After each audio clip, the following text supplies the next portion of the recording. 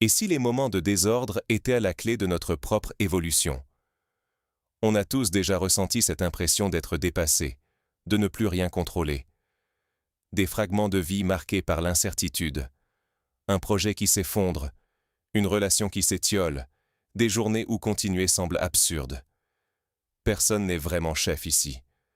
Chacun affronte ses propres remises en question, parfois au point de vouloir tout arrêter. Mais au fond, est-ce que l'échec, le chaos, ne sont pas des passages obligés, des moments qui nous forcent à nous réinventer? On se retrouve piégé entre le doute et la peur, entre la tentation de fuir et celle de s'accrocher malgré tout. Rester prisonnier de ses sentiments, ou apprendre à les accepter pour en faire une force, voilà ce qui est en jeu. Mais d'où viennent vraiment ces moments de rupture, et que révèlent-ils sur notre époque? Dans une société où tout change trop vite, comment trouver sa place? Aujourd'hui, on vit en France, et partout dans le monde, une époque de bouleversement. Terrorisme, pandémie, crises économiques. Rarement l'avenir a semblé aussi incertain. Beaucoup d'entre nous se sentent dépassés, isolés, comme si chaque décision était lourde de conséquences. On parle souvent de surveillance, de perte de repères, de cette impression d'être observé ou jugé, sans jamais vraiment être à la hauteur. Les réseaux sociaux n'aident pas. Ils imposent une idée de perfection et font naître l'angoisse de ne pas être assez fort, assez productif, assez heureux. Dans ce climat, il est facile de croire que nos difficultés sont seulement personnelles, alors qu'elles sont souvent le reflet d'un monde en crise. Le vrai danger, c'est de s'isoler, de ne pas voir que nous sommes beaucoup à traverser les mêmes tempêtes. Mais cette fragilité généralisée n'est-elle pas aussi un terrain fertile pour un nouveau départ? Est-il vraiment possible de tout maîtriser dans le chaos? À écouter les témoignages, la réponse semble évidente. Non. Doug, par exemple, raconte comment il s'est épuisé à vouloir contrôler chaque détail, jusqu'à se perdre lui-même.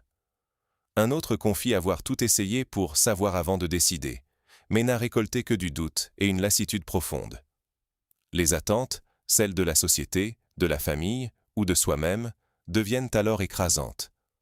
On observe les autres, ils semblent réussir, avancer sans peine, alors que nous, on stagne, on doute, on se sent faible.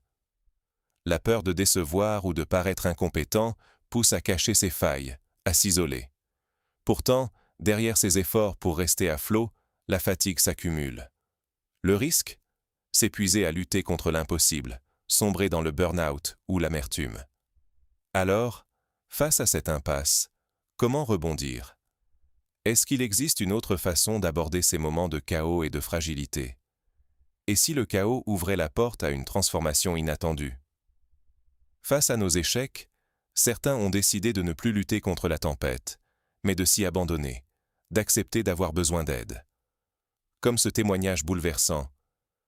Je ne savais pas comment avancer. J'ai dû rassembler mes forces, puis j'ai osé demander du soutien. Parler, ça aide, même si ça fait peur. C'est là que tout change. Quand on ose exposer ses failles, on découvre qu'elles ne sont pas un handicap, mais le début d'un lien authentique avec les autres. La pression sociale nous pousse à masquer nos difficultés, mais ceux qui choisissent de les partager ouvrent la voie à une entraide nouvelle. Le collectif devient alors un refuge, un laboratoire où la créativité naît de la contrainte, où les solutions émergent parce qu'on ose dire « je n'y arrive pas seul ». Si on refuse cette ouverture, on risque de rester prisonnier de la peur, de tourner en rond dans la souffrance. Mais alors, concrètement, comment passer de la théorie à la pratique? Voici ce que l'on peut vraiment retenir de ces histoires d'échecs et de renaissance. D'abord, il s'agit de s'autoriser à écouter ses émotions, même celles qui dérangent. Beaucoup, comme on l'a entendu dans les témoignages, ont passé du temps à nier ou cacher leur détresse, par peur du regard des autres ou par pression sociale. Mais accepter ces moments de fragilité, c'est déjà un pas vers la guérison. Ensuite, il faut chercher des espaces où s'exprimer, que ce soit à travers la parole, l'art, un réseau de soutien ou des groupes d'entraide. Partager ce que l'on vit permet de se sentir moins seul. Certains dans la vidéo le disent, « Je trouvais ce Music Merhill et de la fabrication Jade Hack.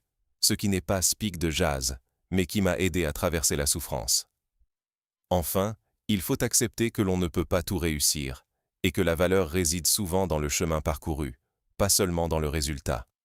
Sinon, on risque de passer à côté de sa propre capacité à évoluer et à rebondir. Alors, quel choix souhaitez-vous faire pour la suite? Et si votre prochain échec était en réalité le point de départ d'une métamorphose? On a souvent l'impression que la fragilité, le doute ou le chaos sont des faiblesses à cacher, à corriger. Mais dans tous les témoignages qu'on a entendus aujourd'hui, de ceux qui, comme Jade, ont traversé des moments de souffrance silencieuse, ou de celles et ceux qu'on croise dans l'ombre, qui continuent malgré tout à avancer, une idée revient. Ce qu'on croit être la fin d'un chemin est parfois le début d'autre chose. Refuser la pression de devoir tout contrôler, c'est aussi refuser ce que la société attend de nous, la perfection, la réussite à tout prix. Et si, au lieu de subir nos échecs et nos doutes, on les regardait comme des étapes nécessaires, des invitations à faire la paix avec notre humanité? Oui, c'est inconfortable. Oui, c'est effrayant. Mais c'est aussi là, précisément, que la transformation devient possible, quand on ose être vulnérable, qu'on tend la main vers l'inconnu. Vous pouvez choisir, continuer à faire semblant, ou transformer votre fragilité en force. Alors, la prochaine fois que le doute s'installe, rappelez-vous que ce chaos apparent peut être le terreau d'une vie plus profonde, plus authentique. Ce n'est pas la réussite qui nous définit, mais la façon dont on se relève, encore et encore. Merci d'avoir partagé ce chemin avec nous.